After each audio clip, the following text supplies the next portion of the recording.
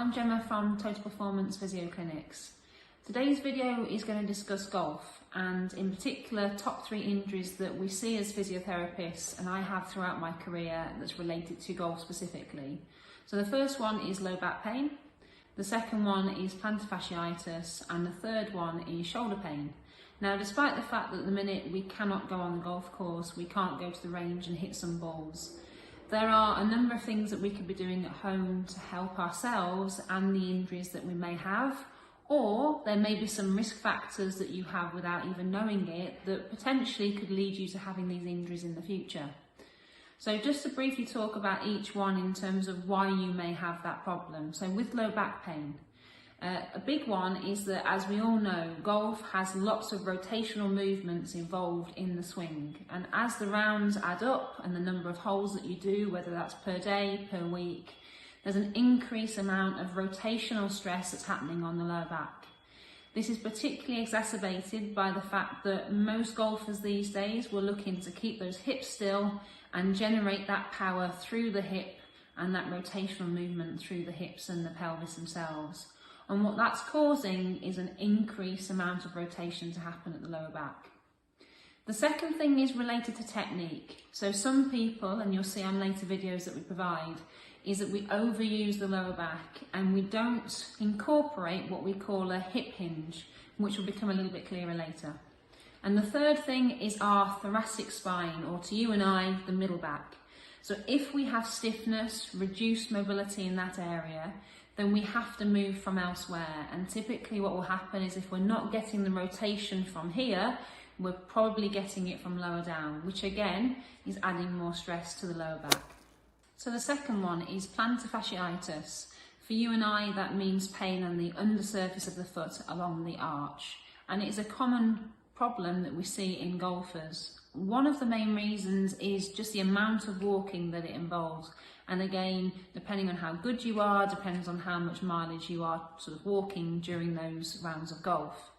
And what can happen is if your muscles, both in the foot and ankle and higher up the body in terms of the hips, if they're not strong enough, if you have some weakness in certain areas, that will add more stress to the foot and ankle itself, which will load the plantar fascia, the tissue on the bottom of the foot, and create pain in that region.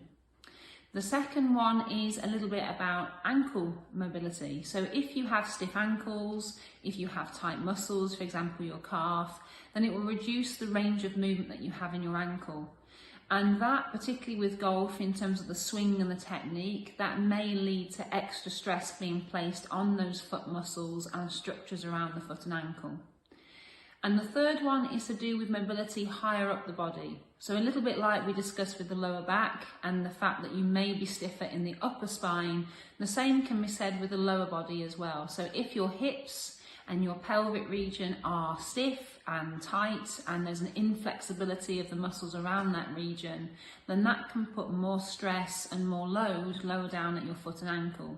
And again, if you're not somebody that sort of comes off the golf course doing a little bit of a warm down or some stretches, then every time you're playing golf and you're going out onto the course or to the range, you will start to accumulate more and more tightness, which will add up to a point where you start to get pain.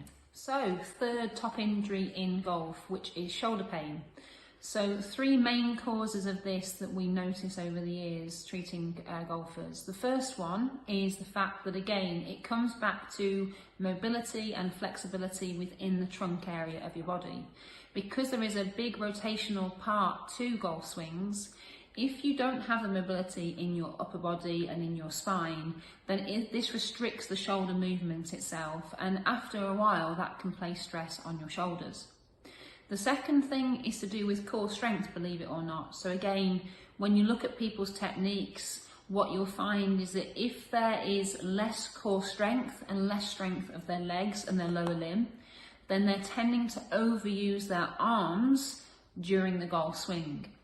And what we need to generate is actually that power from lower down the body to be able to generate that through, and that will come through into the actual arm swing itself.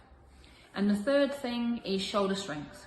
So there are lots of muscles in the shoulder, both smaller muscles, stability muscles, and the bigger muscles that are there to provide support and strength and stability for the shoulder.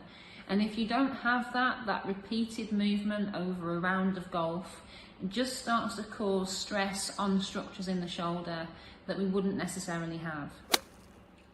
So we've covered the top 3 injuries that we see in golfers. What will follow next is some short videos for each of those injuries and 2 or 3 exercises that you can start to do at home to help yourself try and get back to the golf without that pain that's irritating and hindering your golf itself.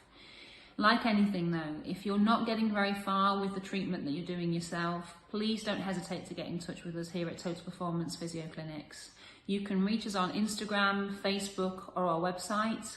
Give us a call. We'll be more than happy to have a look at these problems in a little bit more detail and help you get back on that golf course without pain.